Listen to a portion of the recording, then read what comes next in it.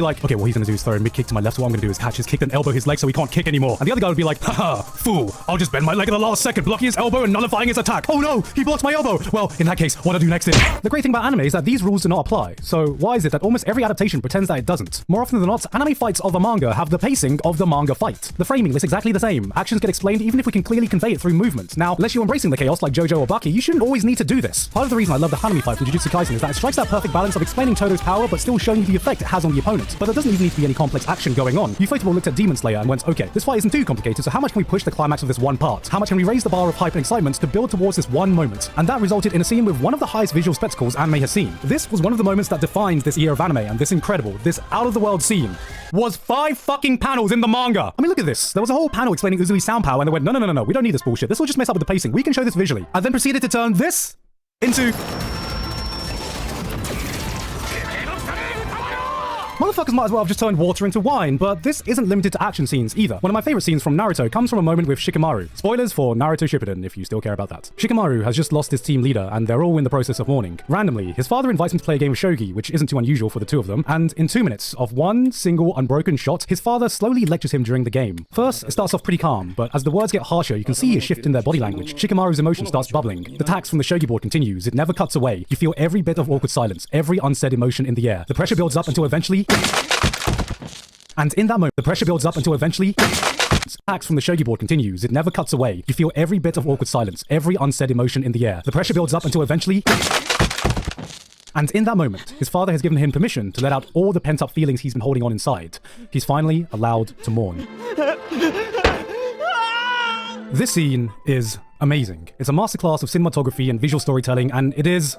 not in the manga at all. Yeah, by the technical definition, this is actually filler. It's shit like this that shows you what can happen when you start treating anime like anime. A scene like this would have never worked as well in manga form, but with a different approach. You can take what a manga tried to convey and translate into something only anime can do. Berserk, Vagabond, Uzumaki, Goodbye Eri. These masterpieces of manga work so well because they are manga and fully utilize their medium to the highest potential. You can turn to some of these panels and it feels like a painting. You can pause the page, analyze every little detail, every single scratch of the pen the artist etched into this page. You can take that moment to just take it all in and marvel in the moment for as long as you need. And in the anime, it's like, oh, hey, that's a pretty background. It's gone. This is just an inherent difference in the medium, and the only chance an anime will ever get to adapting these works well is if it can actually play to the strengths of its own medium, rather than trying to emulate the strengths of another, which is so goddamn rare. Is the manga better? Honestly, yes.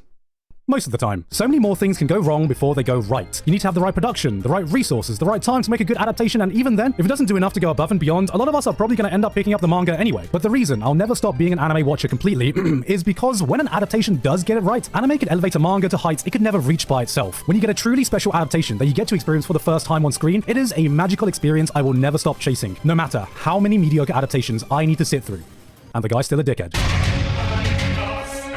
Hey guys, hope you enjoyed that video. Thank you very much this month to Alpha Sigma, Basil, Dysfunctional Degenerate, Flabberwocky, Ivido, Jeff, Lavados, Misaka12315, Payne Patchett, Tony Stark, Waltergeist VT, and everyone else on my Patreon for helping to support me for this month and making this video possible. And guys, it is that time of the year again. We are coming up to the end of the year, and yes, I am currently catching up to all the anime I missed that has aired in the past year, and gotta say, I'm looking forward to it because there's a lot of shows that I'm looking forward to watching all the way through. So yes, I am working on my best of 2022 anime of the year, so keep a lookout for that, probably within the new year. I'll probably have another video out before then anyway. Anyway though, that's it from me today. Hope you're getting your Christmas shopping done right now. I've been Giguk, and I'll see you all next time. You're gonna see side. What on earth is happening with Twitter? Why is it happening? And how are some people really excited, but others absolutely beautiful?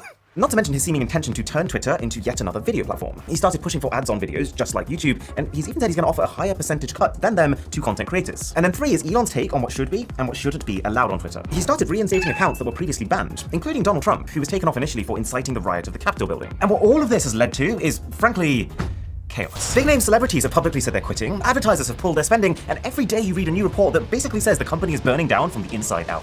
This is fine. But is there a method to this madness? Does Elon actually know exactly what he's doing? What's the reasoning behind all of this? Well, we can start to build a picture by looking at what he said when he first made the offer. I didn't do it because it'd be easy. I didn't do it to make money. I did it to try and help humanity. And while it's hard to take that completely at face value, given how he nearly backed out on the basis that he was paying too much, if all he wanted to do was to just get even richer, then there were a million easier ways to do it than offering $44 billion for a company that's losing money almost almost every single year. Yeah, Twitter's financial situation is not good, but we're getting there. Plus, I mean, look at the guy's other businesses. Elon owns Tesla, that's pushing us towards eco-friendly electric cars, SpaceX, that's trying to make humanity an interplanetary species, and Neuralink, who's finding a way for our brains to be able to directly communicate with machines. While of course he is making money from them, the point is they are all also big picture, progressive companies that are carrying the global population into the future. So I can believe that there's at least an element of truth to his noble reasons for acquiring Twitter. Elon has said a few times that he sees the platform as the digital town square of the future. In a world where people are meeting less and less physically, he's saying that it's incredibly important to still have a common place where people can come together, be able to say what they want to say, and have healthy, non-biased debates about important topics. Okay, fine, but if his mission is so noble and humanity-focused, why is he firing everyone? It definitely doesn't feel very empathetic, but you could build a pretty strong case that he's in a situation where he kind of has to. We should be very clear about something, that even before Elon Musk took over Twitter, this company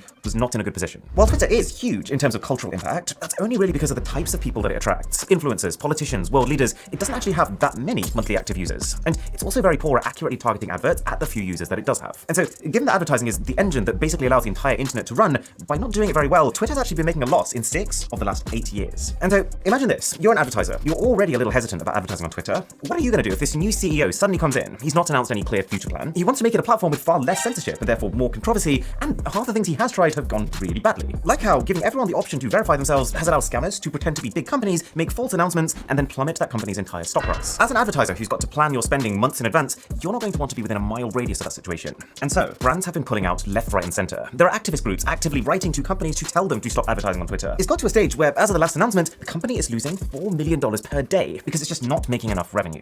And then it gets even worse, because in order to actually pay $44 billion in upfront cash to buy Twitter, Elon also had to personally borrow billions of dollars, which need to be paid back. He's lost, no joke, hundreds of billions off the value of his Tesla company, in part because it seems like less people want to be associated with his brand image now, and in part from people feeling like he's now going to be stretched so thin that he won't be able to run the company properly anymore. Long story short, this is a man who really needs Twitter to turn around financially. And the way that he's having to do that is to make Twitter run more like his other, more efficient companies do, where you have fewer staff, less corporate structures, and more just everyone doing a bit of everything. And to give these employees something tangible to strive for, to justify the insane hours he's asking from them, because naturally working for Twitter isn't quite as inspiring as trying to land people on Mars, he's created this idea of Twitter 2.0. This not quite yet defined concept, but that basically translates to Twitter, but good. Alright, so what does this mean for us? Before we get to the bad, let's talk about the good.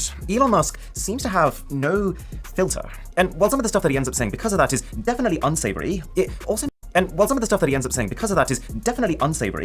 also means that you get a level of transparency that companies very rarely give. There's no perfectly worded corporate press releases. It's literally just, hey, we're going to try some stupid things. Some will work, some won't. And then you actually see him try those stupid things, realize they don't work, and then fix them. Not to mention the recent Twitter files, which was Elon basically sharing a bunch of internal Twitter documents that showed how the previous Twitter leadership was censoring stories. Plus, he's far more present than most CEOs, actively and individually replying to customer complaints and feedback. Like, how often is it that you can complain about a massive social media corporation and then the CEO himself answers your call? And then there's also just the fact that nobody on this planet has a track record like Elon Musk does. He's built cars, he's landed rockets, he's trying to build a human brain-machine interface. The point being that there's no debating his intelligence, and that providing he has positive intentions, he is one of the few people smart enough and with enough resources to actually be able to potentially turn Twitter around.